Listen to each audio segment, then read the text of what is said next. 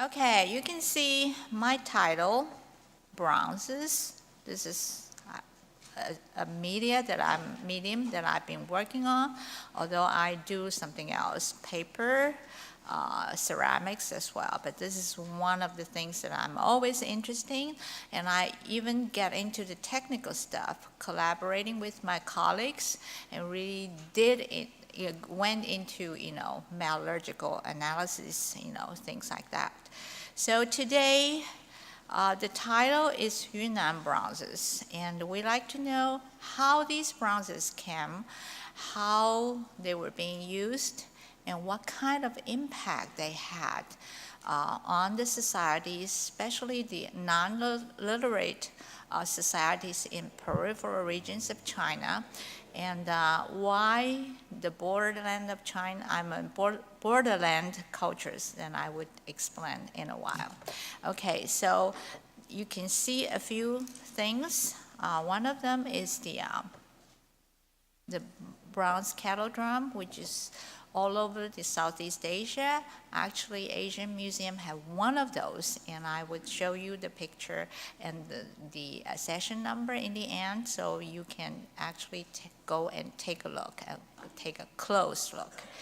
There are all sorts of bronze, or I would say copper base, because some of them are not really bronze. Bronze usually is an alloy made of copper, usually tin, but there are also other types of bronzes. There are arsenic bronzes, lead bronzes, stuff like that. And the second metal actually not only changes the property of the metal, metal attributes, it also changes the appearance. For instance, when you add more than 15% of tin into the copper base, the alloy becomes whitish, like silvery color. If you add more, it becomes, it's like 10% in the alloy, it's like gold color, like, sort of like brass, but it can be shiny. So not only that, it becomes brittle if you add too much tin. So this is the expertise, making the recipe. And the ancient people actually were very good at that. When they make different type of things, for instance, they make bracelets, they usually do high tin content and make the object kind of shiny and whitish, kind of aesthetically pleasing. Okay, let's see if I can do this thing. On the title page, I've put a few pieces. The bronzes has a wide distribution in Yunnan, Guangxi, southern Chinese provinces, also in Southeast Asia, not only just northern part of the peninsula in Southeast Asia, around the Mekong region. It also went into island Southeast Asia, like Indonesia. The bronze drums were one of the trade goods because it has been tied with the metal trade. But when you trade, substance, you want to maximize the profit, and the finished product actually, makes more money, so they made into drums. So when we found all these drums at archaeological sites, usually these are straight finds, isolated finds, no other contacts as well. We don't know where these things were made. You can analyze the metal content, you can study the stylistic features, but usually you can end up very wrong because they are transportable goods. They can be brought from one place to the other after traveling thousands of miles. So this is a very interesting project. If you try to study the origin of these pieces, but you can end up very wrong. Two other things, one on the right, left, upper left is a openwork plaque. It's made with a special technique called cire-perdu. That's the lost wax. It's the kind of technique people make fine objects such as jewelry, still being used today. The one at the lower left is I think it's a goat with the horns. It's actually a wire sort of attached to it. And this type of thing was found around the like 400 BC in central western Yunnan. It represents one of the animals that's being domesticated in that area. So we'll talk about it later. So just to familiarize with where Yunnan is. Okay, got it. Okay, there are two rectangles. The small one tells you where Yunnan is in China. The larger one tells you where Yunnan is in Southeast Asia. You can find that Yunnan actually is the southwesternmost province, thousands of miles from the heartland of China. It actually culturally and technologically much more closely related to Southeast Asia and southern China, especially the coastal regions around Guangdong, that's the Hong Kong area. And it has very much to do with the ecosystem, the topography. If you see this map, you will find the rivers, at least there are 3 major rivers cutting from the northwestern part of China. And one of them, the top one, let me see. Oops, I'm sorry. Not very good at here. This is the upper Yangtze, called Jinsha River, in between Sichuan and Yunnan. It extends through the heartland of China, become the Yangtze River. So when I say Jinsha River, actually, it's the upper Yangtze. And that, you can see 3 rivers. The middle one is the upper Mekong. The one to the west is the Salween, the upper Salween. So you can see the connectivity here. Therefore, that explains why Yunnan is a cultural crossroads. Because in ancient times, when transportation was limited, you can fly around the mountains. The valleys was one of the channels that people, animal, ideas, everything moved around. Okay, and this is a Google map that also explains. Yunnan is a highland. The northwestern corner, adjacent to Tibet, is somewhere around 3,000 meters. It's a highland. Lhasa is about 36,000, so it's not, any lower than that.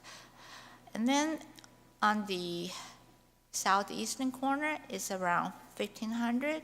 Then you have the Red River Delta. Oops, I'm sorry. Keep on here. That's where the rivers feeds into the, I'm sorry, that's my fault. Feeds into the Gulf of Tonkin. I think it's a junk call. I usually don't answer it. I forgot to turn it off. I'm sorry. Stop. Okay. Anyway, so that tells you, because if you look at the direction, you can see Yunnan is connected to the steppe in the northwest at one end, and the other one is the Red River Delta and the Mekong region in the lower parts. Okay? Which one do I press here? Okay. Now we are into Bronze Age Yunnan. According to current archaeological material, we know the bracket 1500 BC to around 100 AD. after 100 AD, the Chinese power got into Yunnan, political power, and sort of put an end to the sort of the native bronze tradition. Then we'll talk about that later. The highlight of the Bronze Age Yunnan actually is the culture called Dian culture, which is named after the name of the lake. One of the type sites is called Shizhaishan. Actually, the Shizhaishan, the location is right at the letter D, inside of the letter D. I couldn't put more things in there because I was told that, the screen is not very good, so don't put too small letters. The Dian culture, the bronzes include the bronze kettle drums, actually are very similar to whatever you see in the Dongson culture, which is in the Red River Delta, in the green circle, and I put the Dongson right there. Especially the kettle drums. The time frame is sort of contemporary, and there's this nationalistic debate whether Dian precede Dongson or vice versa. I think Dian is probably a little bit earlier because of the drums. To show you a few of these items that we'll be talking about. Kettle drums, which is sort of a familiar item, but we also have a unique type that's called the cowrie shell holder. It's a container. You can actually put something else in it. But when they were discovered, there were cowrie shells found inside of those vessels. The cowrie shells were a type of, shells. Those special types found in these Yunnan containers are the kinds that was growing in warm waters. And there are some places around the southeastern coast of China that we found that those specific species, but most of them were in the Indian Ocean. So that is one of the items that represents trade, contacts and exchange, and so forth. I would like to show you two more items, 4 more items. Open work plaques. These are actually something like 15 centimeters, about 7 to 10 inches across. We found them on in the graves, sometimes on the surface of the wooden chamber, the wooden case of the coffin, outside of the coffin. I think there are some sort of decorations that used for burials. Whether they were being used in life, we don't know. There's a hook behind, on the back side, but we haven't figured out why they are, but they are very decorative.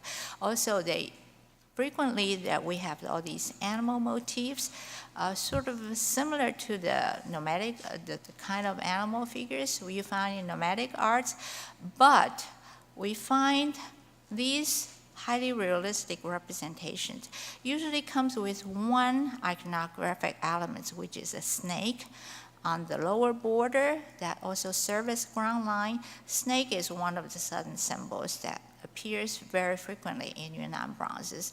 And these themes also are very local. So we don't know whether, it's actually a sort of idea imported from the nomadic world, or it was sort of a second-hand borrowing.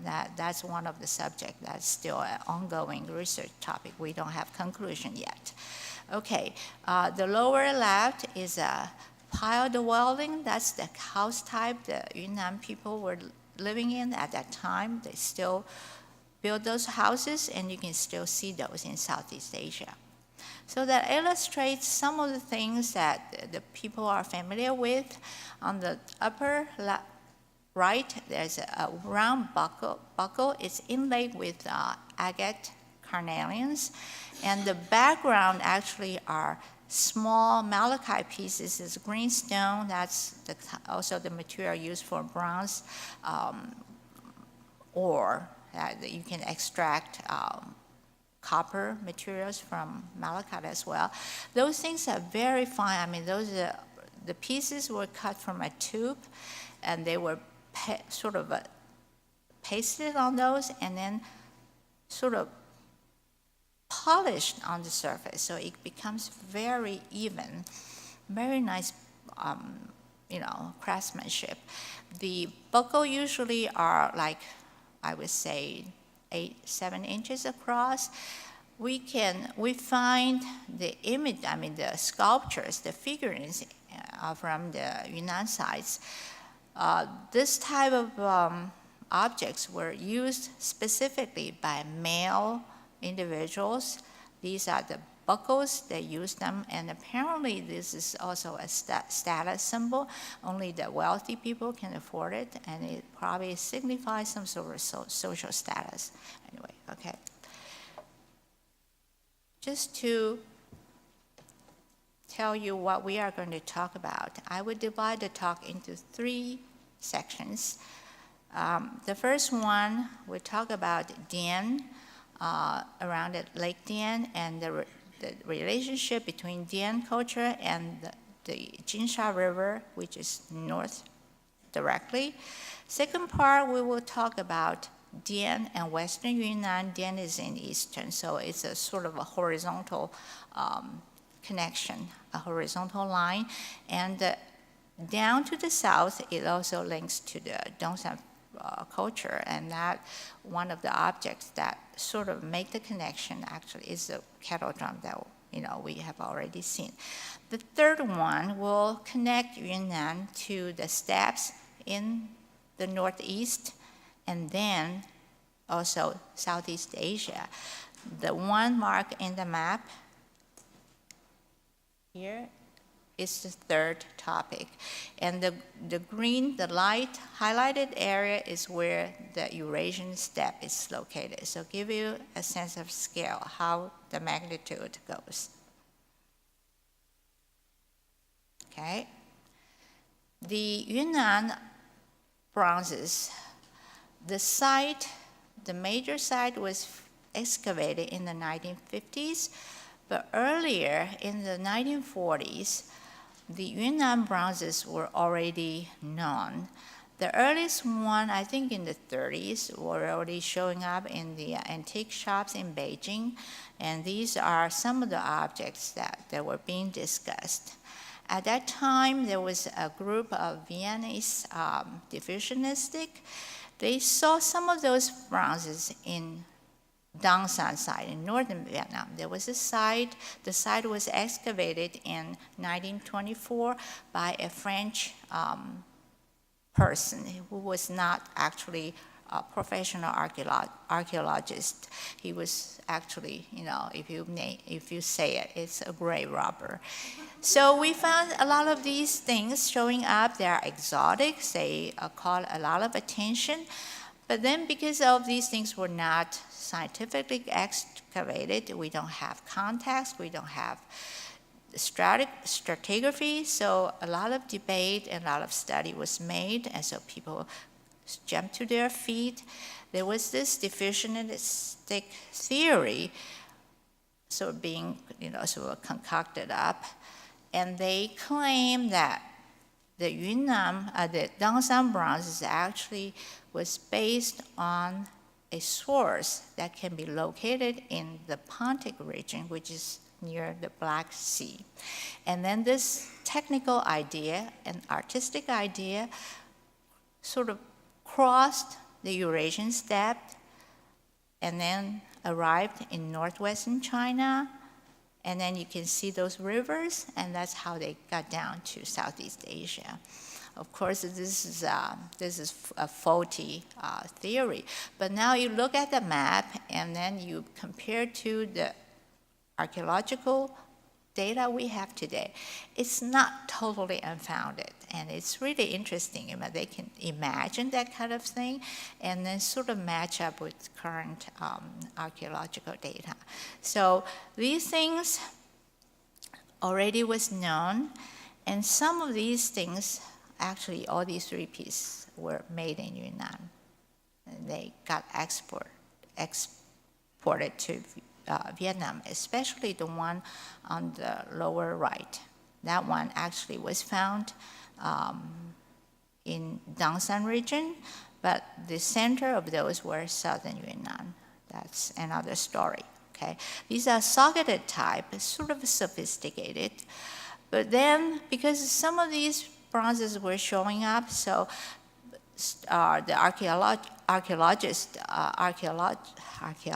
start to look for sites. And eventually they found the sites called Shizhaishan at the southeastern corner of the Lake Dian.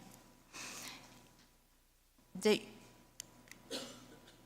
Yunnan they don't have literacy, so Yunnan was not incorporated into Chinese history except a very brief discount in Book of History, which was compiled sometime during the 1st century BC.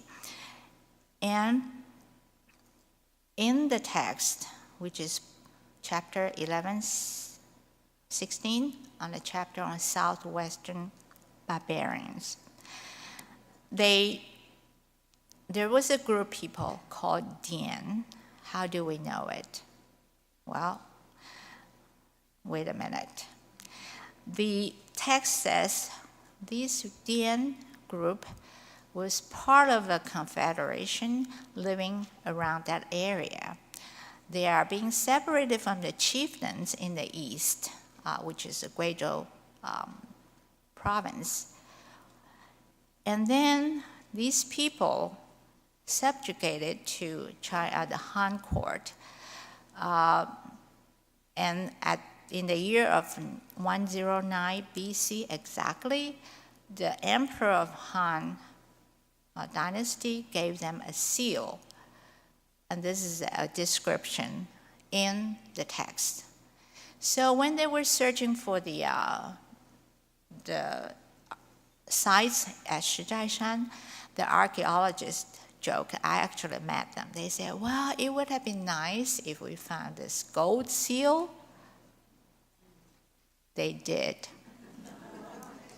This seal, you can see the picture, is only 2 inches across. On the bottom, on the face, it says seal of King Dian. The knob has a snake, which is a little cute one. You can see the eyes there. A similar seal was found in Fukuoka in Japan, made about the same time, and they compared the material, the size, everything. They found this one is authenticated. Well, this one is from the grave. It's real, but the other one also was. So they found the king's grave. And apparently this grave was buried after 119 for some reason, because I think that was the end of the kingdom. I think that the king didn't have any use of this, so he took it to the grave. In the same grave, you also found a cowrie vessel. It's a double-deck drum, and made with figurines added on top of it. There are 22 people, 5 horses on top of it. It portrays a battle scene, probably glorifying the person buried in the same tomb. But we can study a lot of details, especially the hairstyle of those people. Some wear turban, some wear knobs, some have braids, plaited hair. And the description in the Chinese text also tells a little bit more. Okay. They say these people live in villages, therefore they are sedentary. These people wear bun-shaped topknots. The figurine actually was found at the site. And they were part of the Mimo confederation, and this had much to do with the social organization. They were not centralized sort of organization being governed by one single chief. There was sort of a whole bunch of people enjoying some sort of autonomy, and that can be explained because of the topography. topography, because one village is separate from the other through the valleys. They can see each other, so they enjoy their own stuff. They just, live their own life. And then to the west of Lake Dian, there was a group called Sui and Kunming. These are nomads, and they were people who wear braided hair. And these Kunming people are nomads, Kunming and Sui. We don't know which is which. They were nomads and semi-nomadic. The relationship between Kunming and Dian were not always amicable. We can see on one of the engraved plaque, I think it's a tali plaque, you have those circles counting the heads of the cattle. I think this is here. And this is cowrie shell here. You have the Kunming people being portrayed as slaves or captivated. Another one at the bottom, and there are all sorts of Kunming heads. Possibly they were beheaded. And these things actually were, being portrayed very realistic in some of the figurine scenes, the narrative scenes. There were a lot of others around Dian, and I will not elaborate on this at this moment. Wrong one.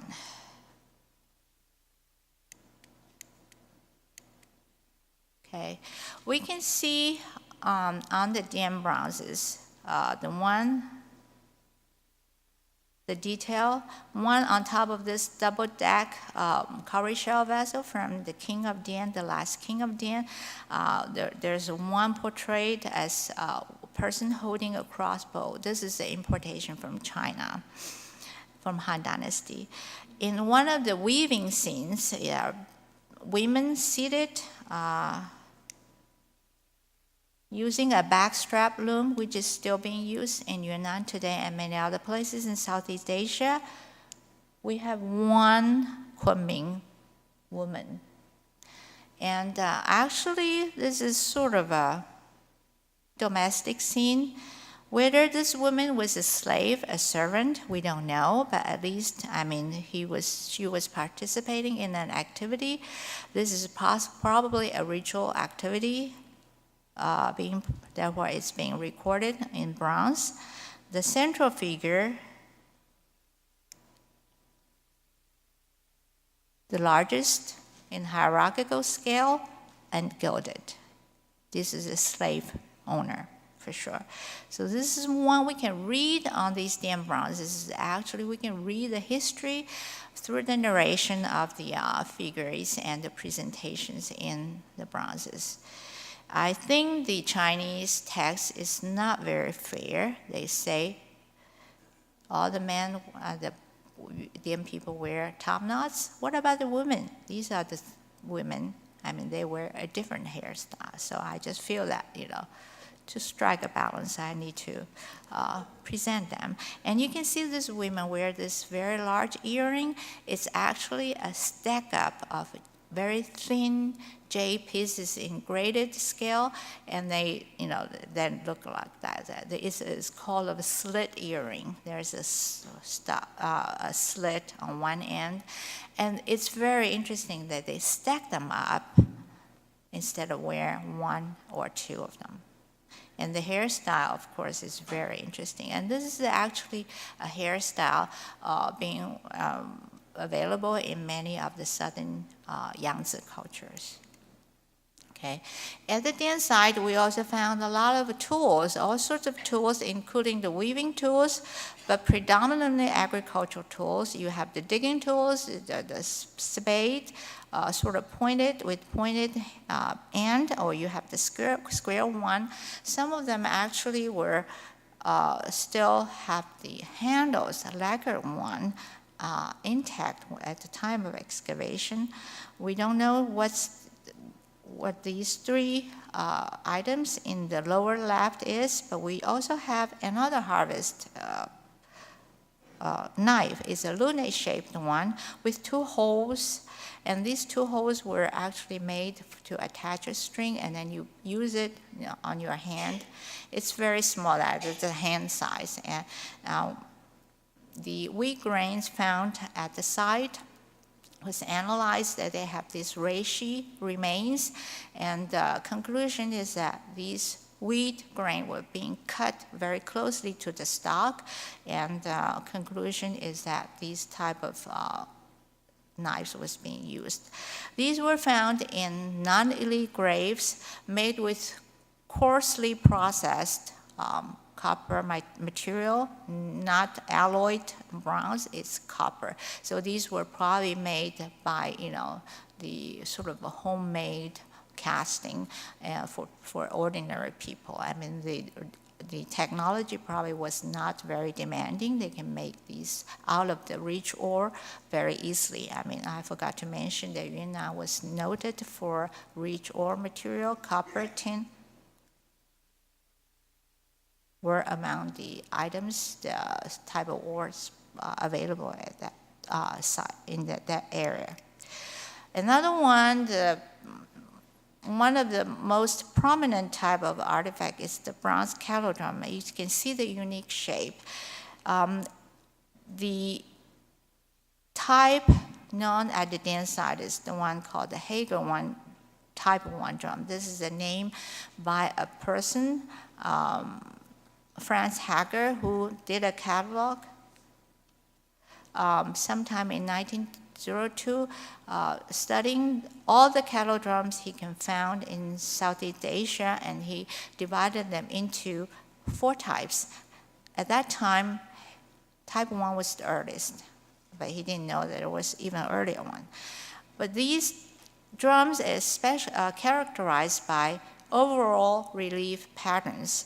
You can find the drum head usually comes with central star, and some of them are purely geometric. Some has a ring of birds around here. The shoulder usually comes with a boating scene, human forms wearing feather hats, and sometimes animals, birds, avian birds were used as filling devices between the boats. And the trunk, there are all sorts of scenes with cattle and human forms. These designs in different location of the drum is compartmented by geometric friezes. Another picture to give you a better idea. Okay, need to hurry. Other things we have looked. Okay, so from excavation of the sites, primarily burial sites, we didn't have habitation sites until very recently. I mean, like 5 years ago. We know that the Dian society is a full-fledged Bronze Age culture. From the artistic and stylistic traits, we find a mixed bag of ideas and technology. From studying the bronzes, we know it's a mixed society. People practice herding, animal husbandry, and also they practice cultivation from all sorts of tools they found. Where did they come from? They flourished sometime around 350. What happened before? When the graves showed up, they were already, they represent a mature society. But what happened before 350? We don't know. And because we didn't have habitation site at that point. But archaeographic studies tells us a lot, so I would go through these. These graves represent a stratified society.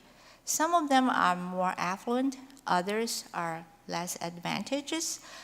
And these are a group of cluster sites we found along the eastern shore of Lake Dian during the period 3rd to 1st century BC.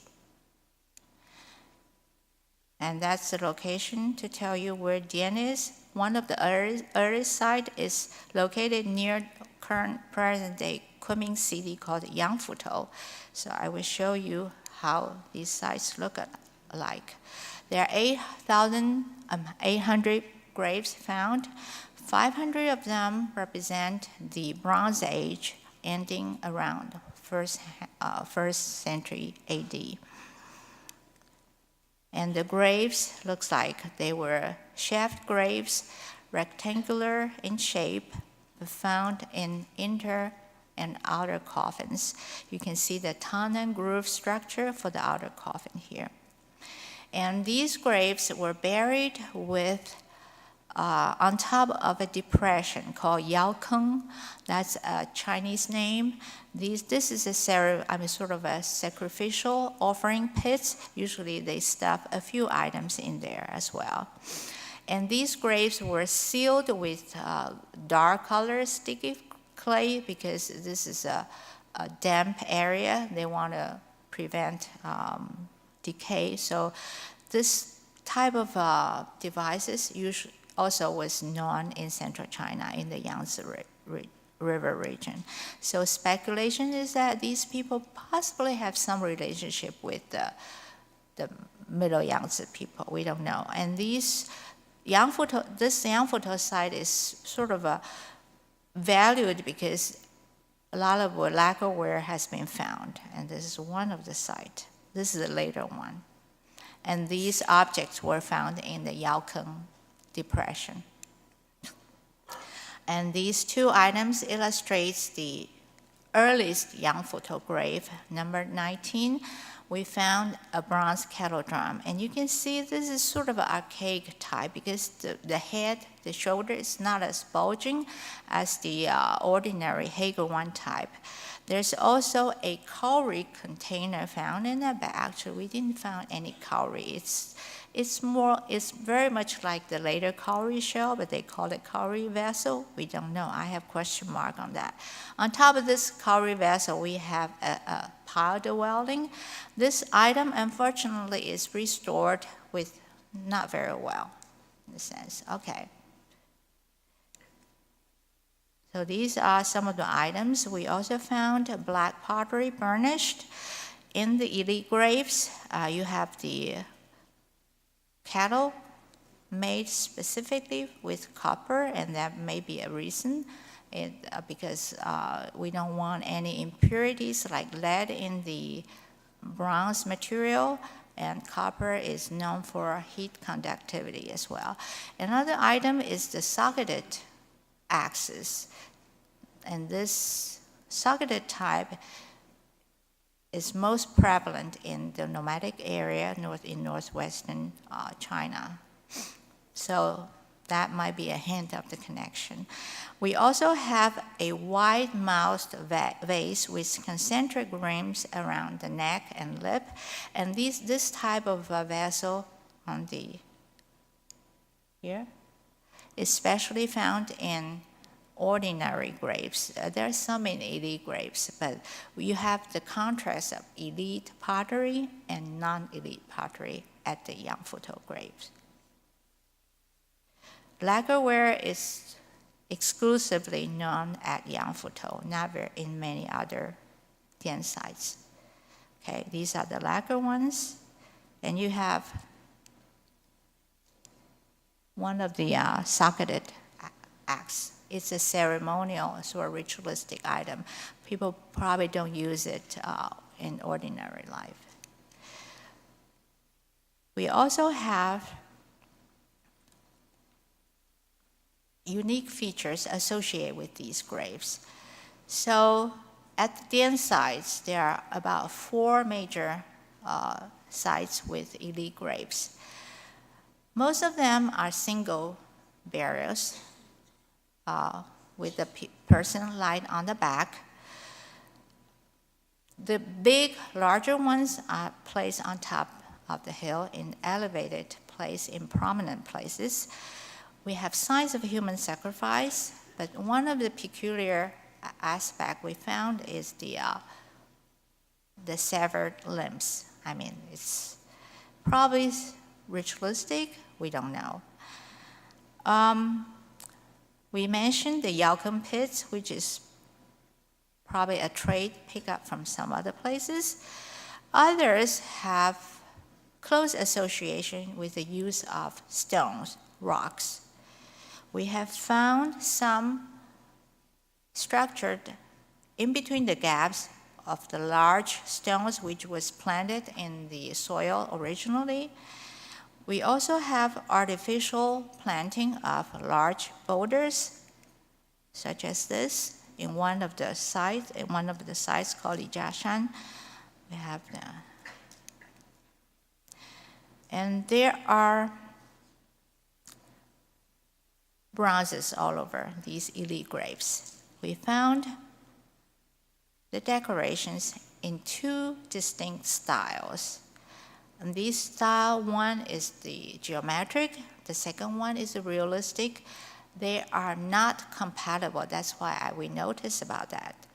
Only about 3% we can call elite graves in terms of size and tomb and the mortuary content. But we found one rule for using the realistic decoration is that they can be combined on the same subject with the geometric style, which is the schematic one, whereas the schematic decoration were only used for objects buried in ordinary people's graves, in other words, the smaller ones. And the ordinary people never used the realistic style decoration. So that explains the realistic decoration probably is something we can call the royal art, aristocratic art, and the schematic one is the popular art by ordinary people. So we can show some of the examples. That's what I mean, the combination, and this is an item used in elite graves, for sure. Okay. Okay, some examples of the schematic style. Usually these decorations are symmetrical.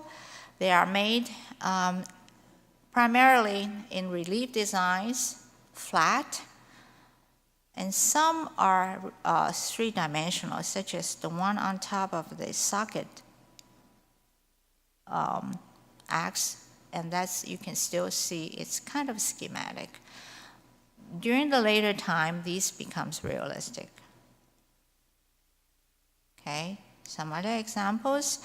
Different techniques are being used to make the realistic art. You have sculpture, you have relief, high relief, open work relief, and you also have incision. It's the one on the right is a arm guard with incised design. A lot of these are animal figures. You have a rooster or peacock, I can tell here. Very fine line incision that probably demand a high technical skill. You have another scene portraying a procession of horse riders. You see these people are wearing capes, and this is the costume style we can still see in the mountainous region along the Jinsha River between the Yunnan and Sichuan borders. Horse was one of the very prominent figure found in Dian society because it's associated with the elite life, and only the royalty, Dian royalty, were entitled to ride horses. So that explains some aspect of horse breeding in the society.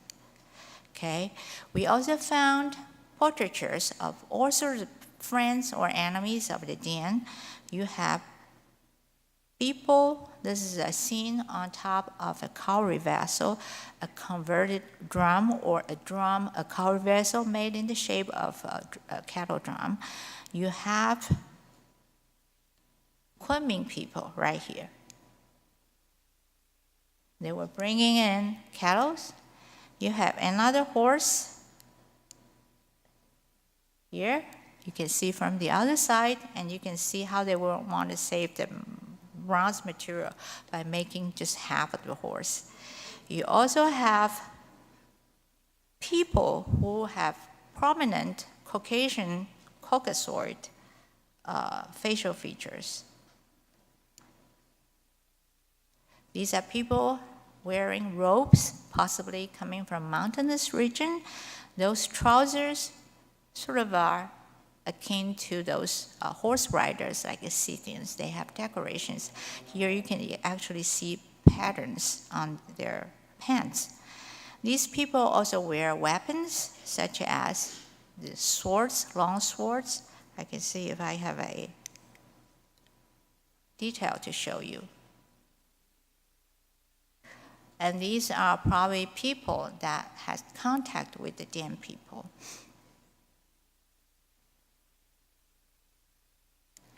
We also have other evidences from the artifacts, carnelians, such as the etched one. These were associated with the Harappa culture of India, or probably it could be an heirloom object made at that time or made during the Bronze Age. The technique actually is not that difficult. They still make it today. You can go to Tibet and buy a lot of these things, but I was told that a lot of these Tibetan, they call the sky beads, were made in Taiwan. Well, other objects found in the Dian grave also illustrate the context and exchange. Here you have the horse rider on top of a cavalry vessel. We can see his swords put in a sheath, probably on a wooden case made of a gold foil. You can see he was wearing an arm guard and shin guard, and those guards have been studied, analyzed, and linked to the Greek culture in the Black Sea area. One other aspect that illustrates nomadic feature in Dian is the horse with this peculiar tail. My colleagues just did a whole paper studying this, and I'm pretty convinced it's not a Chinese feature. It's probably an important idea from the nomads. Okay. We also have techniques illustrating the foreign ideas in Dian. We see those gold foil. It was made with the hammering technique. That's one of the nomadic idea we know in Central Asia. You also have the lost wax. I mean, look at these complex figure. The animals in combat, which, I mean, if you are familiar with the nomadic arts, it's definitely quintessentially nomadic. But I explained that, these are local animals, and I have yet to write a paper because I saw one of those longhorn sheep that only lives on topography higher than 360,000 feet, 3,600 feet. And Dian is 1,800. So that poses the issue. So I have yet to do the research. Anyway, so you have lost wax, you also have gilding. All these are definitely originated in the nomadic zone. Another one is the tin plating. You can see this figure. It's silvery, and this is the silver version of gilding. So we have a conclusion learned from studying the decorative style. So both styles were used in elite and non-elite grapes. We also have elite grapes using both styles. And in the end, we know that the Dian is a hybrid culture. Okay? We finally have some information on the occupation sites. And these are shell middens found around Lake Dian. In the 50s, they were discovered, but because no bronze was found in the shell middens, these are refuse dumps, garbage dumps. So they proclaimed that these are Neolithic sites. Not true. We finally found out through test excavations of 2 sites, we found bronzes. And these gastropods were actually one of the food resources of the Dian people. And these shell middens were associated with a special type of pottery. Through studying the pottery sequence, we know the dates of these sites. For instance, certain period of time, they produce certain type of pottery, and the typology and the material, the firing techniques also changes, so we can date the sites now. Okay. Here you have the shells. And during the first millennium BC, we found 2 specific diagnostic items: red pottery with concentric rings on the bottom side. We don't know what they were being used for. They were all associated with these shell middens.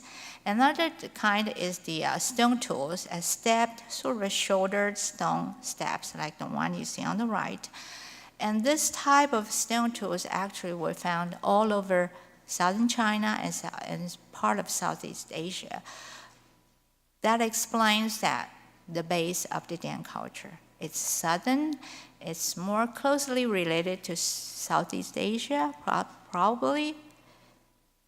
And how do we know, how did bronze happen? We don't know. So these are the pictures to show you. The earlier ones is on the left, and we can actually date them. The Dian site, we did radiocarbon dates. Now the shells are dated between 800 and 100 AD. Probably they were still there after 100 AD, but this is the Bronze Age we want to study. So, where did the bronze come from? We know that at the Yangfutou site, the earliest one, these 2 types of pottery did not show up in the shell middens. We think these potteries, the black ones certainly were not used at the shell midden because they were burial goods. The flare-mouthed one was not there either. Either this is a localized type found in the northern section of Lake Dian, or an importation. And these were associated with the very beginning of the Dian culture. What I mean Dian culture is the stratified society starting from probably 800, but it becomes prominent sometime around 400, 300 BC. Our understanding of Dian culture actually, we're just the later half of it, so there might be a demand for a redefinition, whether we call the 800 shell midden Dian culture or not.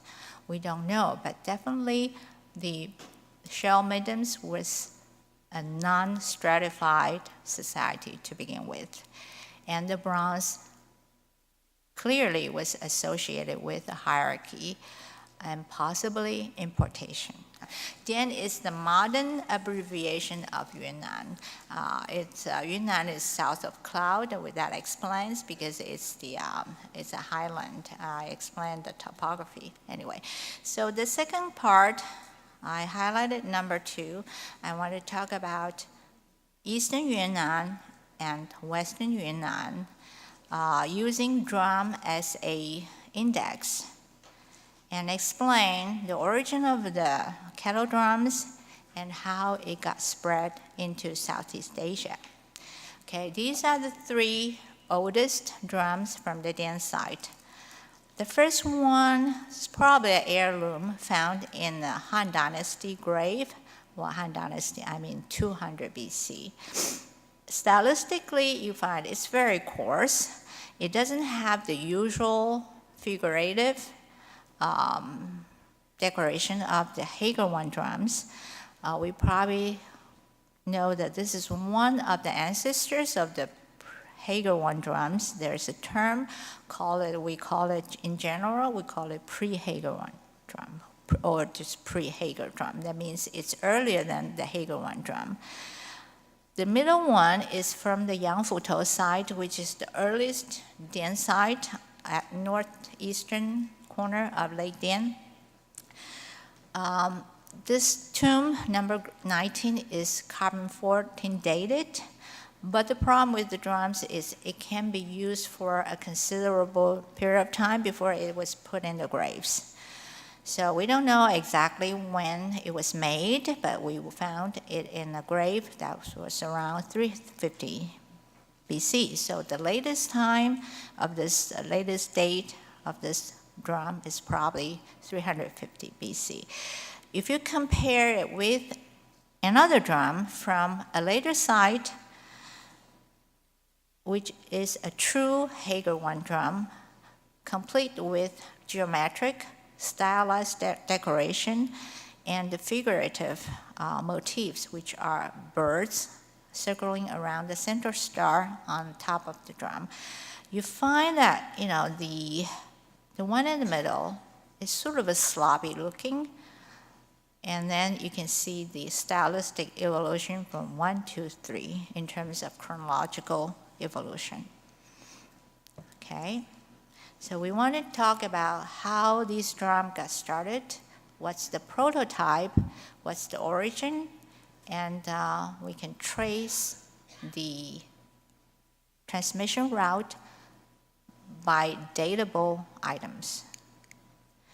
Okay, just to look at some of the details, this is one from the middle one, the transitional one.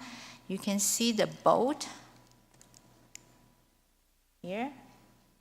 It's so corroded that, the pattern is hardly visible, but you find the sawtooth pattern on top, which is one of the typical elements in the geometric style, the schematic style decoration. Okay, you find the motif, the drum motif everywhere, in addition to the actual drums, which at the Shidaishan site amounts to like 15 of them. At the Yangfutou site, among the 500 graves, we only found 2 of them. At the other site nearby, called Tianzi Miao, there were probably, the first excavation, there were 40-some graves were found. There were only 2 drums found in that. But in Shidaishan, there were 15 of them found from a group of 20 graves. Some of the graves even have 2 drums, in addition to transformed drums, which are the cowrie shell vessels. But you found not only the drums were made in abundance in late Dian graves, such between 200 BC and 100 BC. You also found the motifs was very popular. On top of one of the, I think this 108 BC graves from Lijiashan, you found the drums were being used as a chair. And you also found the chair is also produced in the lacquer ware. We don't know what these things are. You have a woman sitting on a drum. If it's a sacred item, if it's a sort of a highly regarded item, why would you use it as a chair? That's a question. You also found the drum motif being made on pole tops here in association with a peacock figure. And this woman On top of the cowrie vessel also is the slave owner in the weaving scene, which is sort of a small-scale replica of the one that I showed before. You also have women in different hairstyles, suggesting that this is a collection of people, probably from, including domestic servants and slaves. You also found these drums. This is from Shijiashan site. It's mutilated before burial, probably as a sign of suggesting ownership. Like, if I break it, this is mine. You can't even have it. And you also found the drums being converted to something else.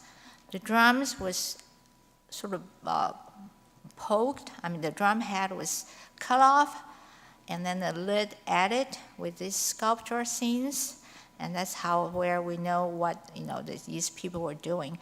At the center, you also find 3 drums stacked up. It's being worshipped as a pole. In Yunnan, there's this iron pole cult. Just to make a story short, that this iron pole, actually represents the axis of the world. It sort of communicates between, the heaven and the earth. So that's probably what they were doing. You also found a drum. This one is from Lijiashan site, which is a later site, dating between 200 and 100 BC or later. This is a drum. It's not a cowrie vessel, and it's strictly something useless. A vessel you can still put things in, but not this one. There are 3 horse riders. I think there's a rabbit somewhere at the corner. I'm not sure. Or a cattle. A small cattle. I think I was wrong. It's not a rabbit. Anyway, this is a sort of a pastoral culture that they use her animals. And these 3 horseman riders clearly were added on. My colleague did a metallurgical analysis. We can see how they were joined to the drum top. There were sort of tongue and grooves, and you can see from the underside. Also, they make a metallurgical analysis studying the composition. The horses, I think one of the horse leg was being analyzed. The composition of this horse figure and the drum itself are not compatible, meaning that they were made in 2 episodes at least. And this drum, actually, when you compare to the one on the left, it's not typically Dian drum. It has a very splayed, large foot. And this one, I told my colleagues, I said, this one looks more like a Southeast Asian drum. He wrote an article and said, this one is imported from Southeast Asia. I said, you can't say that unless you have a proof. Anyway. But this one doesn't have the birds or boats, whatever. It's purely geometric. It's made very well from Vietnam or any other places in that neighborhood. Okay. So you see this very peculiar idea. Why do you want to transform a drum? For any reason. So, not only the shape, the surface. Here you have one fragment. It's probably badly worn, so they decided to decorate it. Here you see the boat. There are also some figures underneath, but it's very clear. They put on these realistic figures. These are definitely Dian craftsmanship. You have these probably, shamans wearing animal skin and holding these socketed axe. And this very peculiar tail. I don't know why they are there. What they are. And you have another woman, probably striking a gong. You have others on the bottom playing these reeds, pipe, musical instruments. And from studying all these figures, we know a few details from the Dian society, regardless of the fact that these were all burial objects. They probably do not represent how they were being used in daily life, but anyway, it's better than nothing. So why do you want to kill a drum, transform a drum, make it into something else? For any reason, we don't know. But at least it gives you a message that these drums probably are not items that they will respect as much as like ancestors believe in their ancestral beliefs. This is probably something that they got introduced from the outside. They use them and they take them out of the original context. And that explains these drums probably mean something just exotic to these Dian elites, whereas these drums may mean something else to the local people. So you have the stratification telling you that these ruling class is probably a different group of people. So we want to figure out where these drums come from. Archaeologically, the oldest site where the oldest Yunnan drums were discovered is at a site called Wanjiaba at central Yunnan, and that shows where the site is. It's between the eastern lake, Lake Dian, and the western lake, Lake Er. It's about 100 kilometers from Lake Dian. From one of the graves, a large elite graves, we found these crudely made drum, very large, than what we call the pre-Hager drum. But since it was from this site, and now the Chinese called it Wanjiaba drums. At this site, in this grave, it's a shaft grave, we found 4 drums turned upside down, used as a support underneath a log coffin, which is dug out from a big chunk of logs, and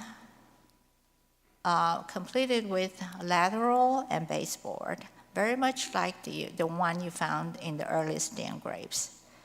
So this is the one on top is the bird view of the plan, and the one on the here is how these drums were located, and this is one of them.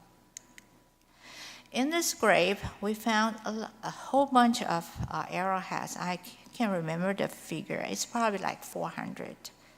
What do they mean? This is a military figure, probably, and it extrapolates to the conclusion that the drum-using people in this grave, at least, or a class or a group of people, probably were conquerors who took over the region. Well, we know why do we make this conclusion? I'll tell you in a minute.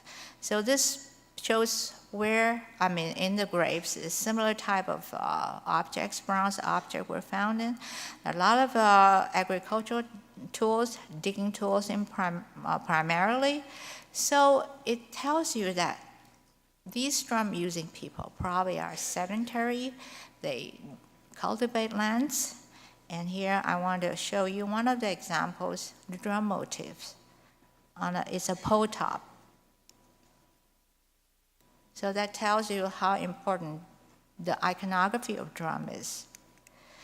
Here are these Wanjiaba drums. I think these 4, I think 3 of them. One of them were taken to the Capitol Museum in Beijing. No, not Capitol, the History Museum in Beijing. I think these 3 are 3 of the 4. And also, one of them is turned upside down. You can see the inside. it's decorated, whereas the outside is plain.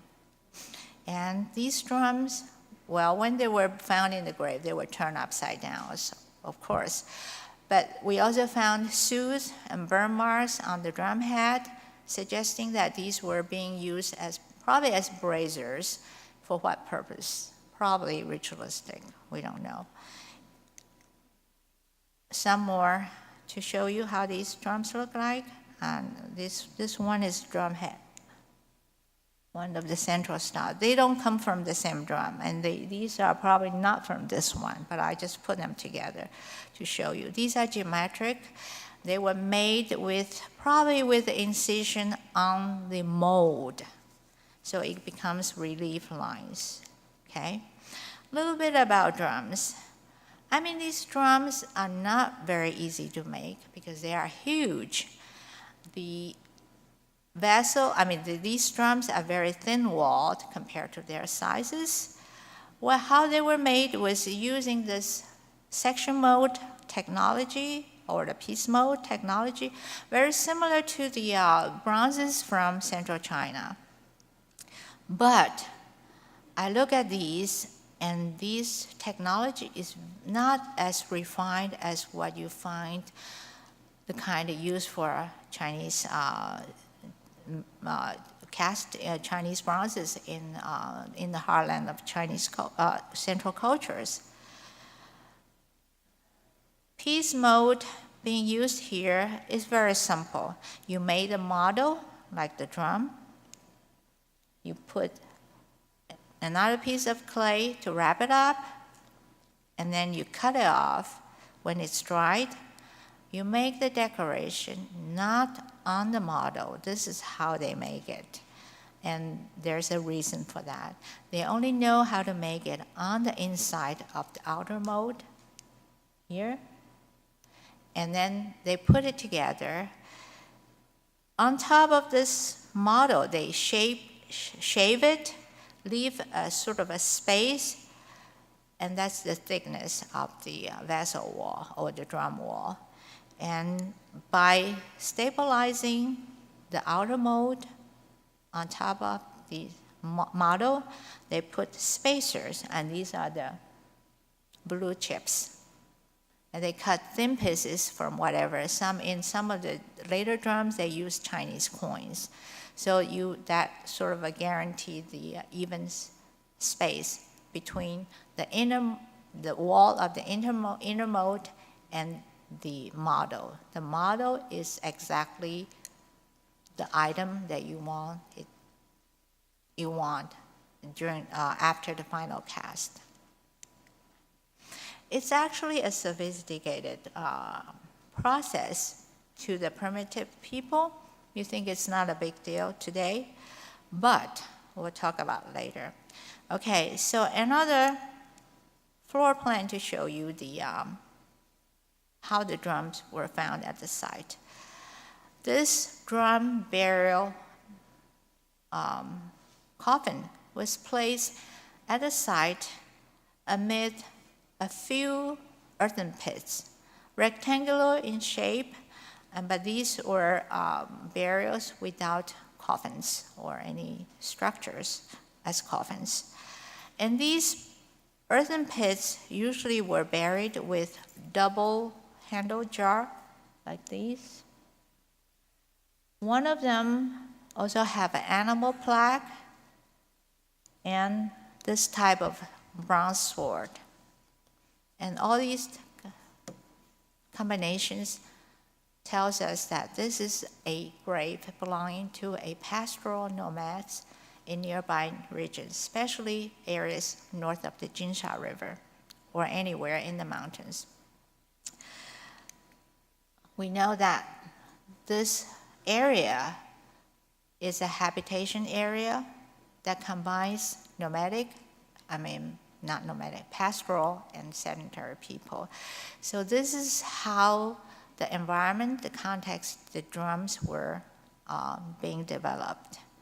These nomadic people are the major residents in the valleys, the mountains, in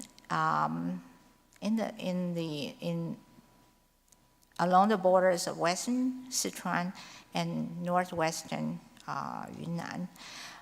There's a name given to it. It's called the cis graves. These are the stone graves builders, but it's a misnomer if you call it a cis grave culture, because these people are very much like the Dian groups. These are a hodgepodge of people that includes pastoral nomads, sedentary nomads, and agriculturalists. Everybody lives their, life in the cubbyhole. They don't communicate too well with their neighbors. They may be, but they don't necessarily have to. And that's why they create all these distinctive, sites and groups among themselves. So we can call it a cis-grave culture. What I call it the cis-grave complex. And this shows you where these people live. Some examples to show you their tomb structure and artifacts. The typical ceramic jars are those with double loop handles. The one on the drawing is a group from Western Yunnan. Others are the ones from Sichuan, also in those river valleys. And they use the large boulders, sort of stone pieces, to shape their coffins. And these are the typical artifacts, including this peculiar type of swords. That's one of the earliest Yunnan bronzes known to the Westerners. You also have pole tops portraying animal figures like this. So, those graves we're talking about was dating around 700 BC in the drum-bearing side. Slightly later, 400 BC, we have a new group. These are mixed people, and they are probably descendants through intermarriage between the drum people and the nomads in the region.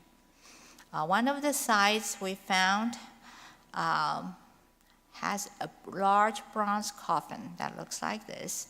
It also has a drum, still plain, not the Hegel type. We made a metallurgical analysis. It's a bronze coffin. It's made with alloy. But in this area, there's a very persistent copper tradition. We don't know why. Whether copper was being used to make burial objects or not, we don't know. But copper was probably much respected in this area. Okay. Items found in the same grave, you have figurines consisting of cattle, chicken, pig, horse. Not very clear in the picture, but they were there. This is the same drum in the middle, a full view of the bronze coffin, and one end of the coffin, that's the animal figure. When I saw this figure, I saw it's very peculiar because some of these were just pure profiles, side views. And one time I saw a picture of a petroglyph in Tibet. And those animal figures look exactly like this one. And I think I need to do something and research to see if there's any connection. We don't know. At this site, 400 BC site, a mixed cultural site, we also found a bell.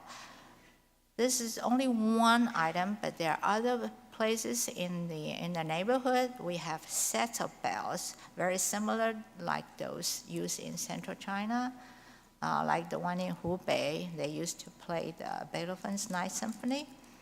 But I think this bell tells us a lot about drum technology. It's made with the same piece mold casting. And this bell, we know, it's just two pieces. And I wouldn't go into detail with this.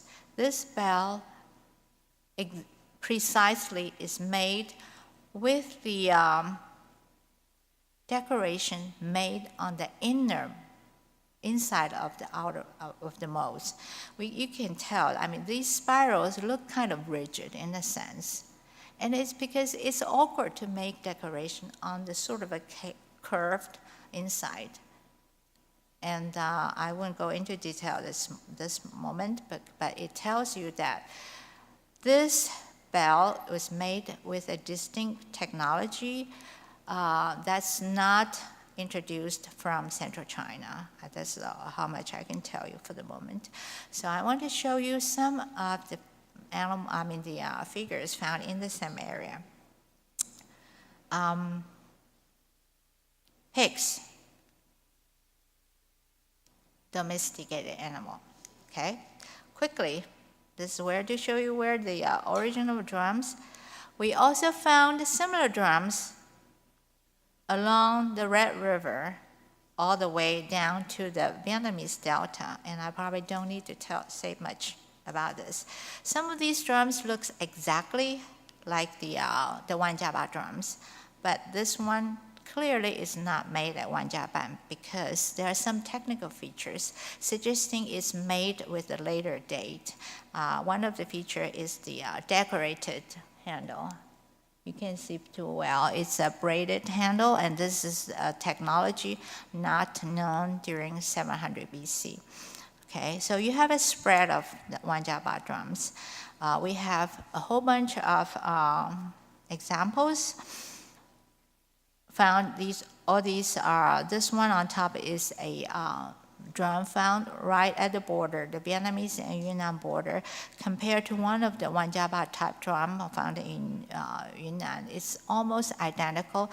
These were all made of copper, with high copper with trace metal, tin, but I think these are copper drums. The Vietnamese made analysis, they were called copper drums, and they call them type D, A, B, C, D. D means it's the end. In the chronological table, they claim that these are degenerated type of Hager 1 drums from Dongsan, and I think that there are whole sorts of controversy. And I'm pretty sure these are older ones. It may be contemporary with Hager ones, but these are the crude version of the drums, period. Some of the examples to show you where these drums are located. So you have a picture of the diffusion of drums. Some of these look like this, and they were actually similar or identical to the ones found in Guangxi. One of the ones, this one is a Guangxi drum, okay? So you have a picture. These are where the drums were found. And chronologically, we know the Yunnan, the Wanjiaban was the earliest. We also found one in Thailand, but where this one is made, we don't know. A Japanese scholar made a study of this, claiming that this drum was made of lost wax. Technique? No, because we found those chiplets. It's only piecemeal casting that requires chiplets. So you have a picture. The oldest Wanjiaban drum here. You have a Dian drum, which is 300 years younger in eastern Yunnan. You also have a 200 or 100 BC drum, or maybe later, in northern Vietnam. So got the picture? Okay, we need to rush to a conclusion. Quickly, for 5 minutes. Technology. The whole time during the second and first millennium BC, the Chinese influence did not get here until the Han Conquest after 109. We studied the drums, the origin of drums, but where did this bronze technology come from? So we want to talk about what happened inside of this green circle.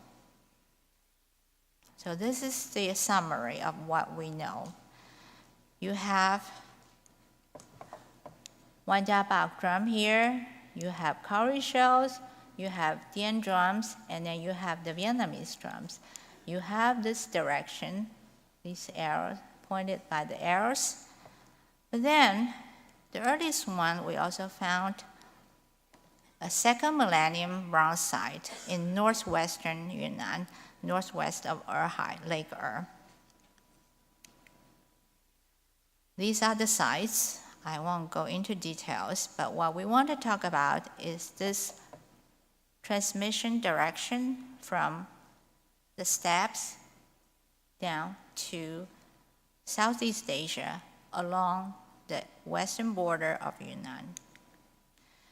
At this earliest Yunnan site, we have objects like this. These are simple objects made by single or bivalve mold casting. Bivalve means two-piece mold. They carve out a cavity, possibly using a core, a suspended core, to create the sockets, such as for this one and these ones. Others, you can hammer it out on a piece of bronze or copper materials. This site was known through a rescue mission in 1958 because of the lack of stratigraphy. There was sort of a debate about a date because some of these bronzes, such as these in the picture, looks kind of advanced, although they come up with carbon-14 dates, which is 1300 BC, and it's a little bit incompatible matching the date and typology. So people think this date is wrong. Here are some of them, and we did analysis. Most of these are bronze, except one item that's copper.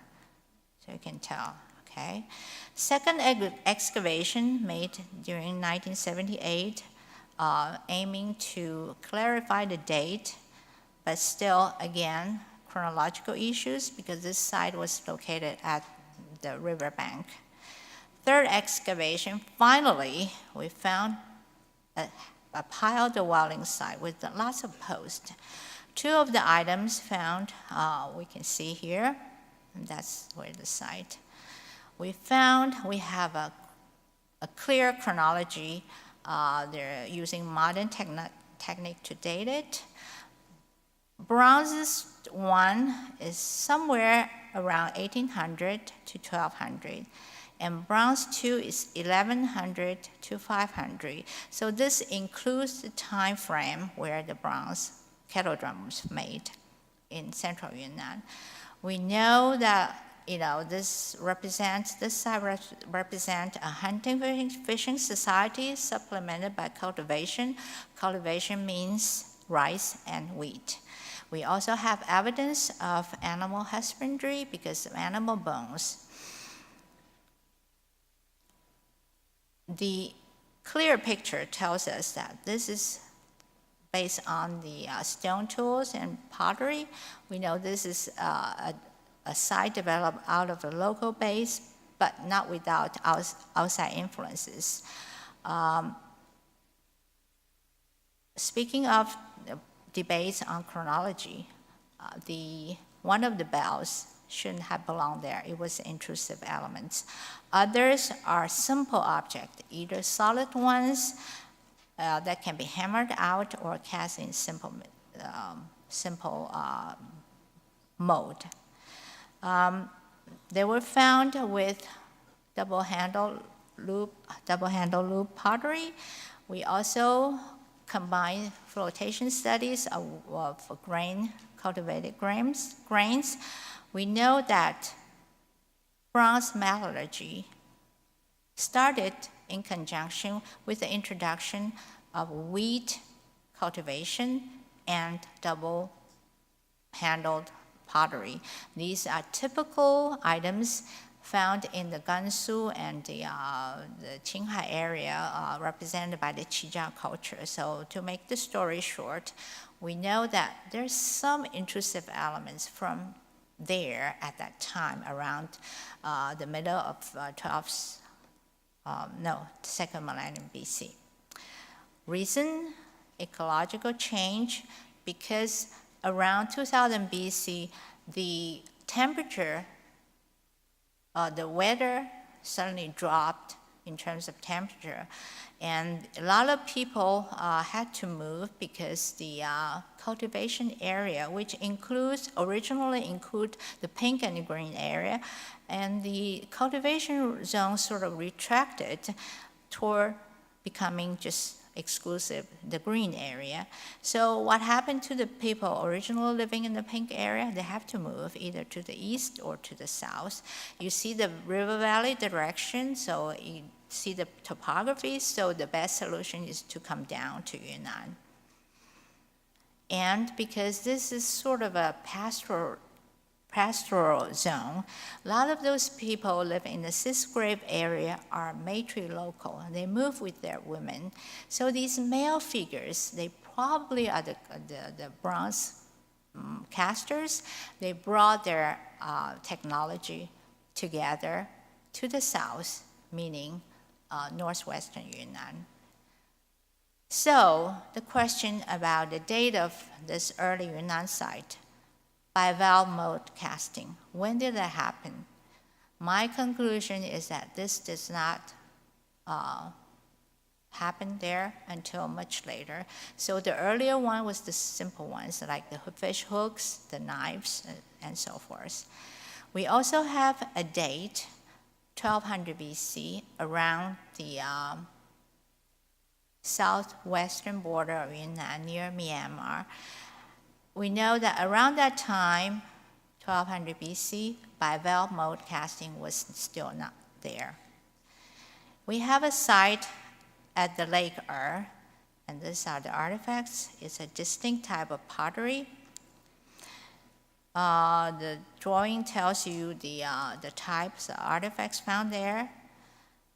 We know that the technology used is comparable to what we found out in northwestern Yunnan at the corner of in the mountains. How do we know when it started? My colleagues in geology did analysis of the lake water in the sediment in Lake She found that during the year between 1500 and 1200, there was an increasing amount of copper in the sediment. She can actually pinpoint the time, which is 1500 BC. So we know this is the beginning of Yunnan metallurgy at that time. So I think I'm convinced. Okay, so you know where the metal started. And it started out with bivalve mode casting. Here's the picture to show you where this technology started. Not only the casting techniques, it also has to do with extracting ores, how they prepared the recipe. Copper was the major material used. It started out with bronze, all right, but these bronze came as trace metal. In other words, they came as natural bronzes. It's either arsenic bronze, lead bronze, or tin bronzes. And gradually, people know how to identify the ore, and adding a second metal made their own preferable alloys. Eventually, bivalve mode was introduced. So you have the relationship between bivalve mode and piece mode. Piece mode is Yunnan piece mode. And this is how the drum technology got initiated, or you can say inspired. So this arrows shows you where bronze technology started. I wouldn't call it bronze industry. It's more appropriately called copper-based metallurgy. So this tells you where these things end up with. Thank you.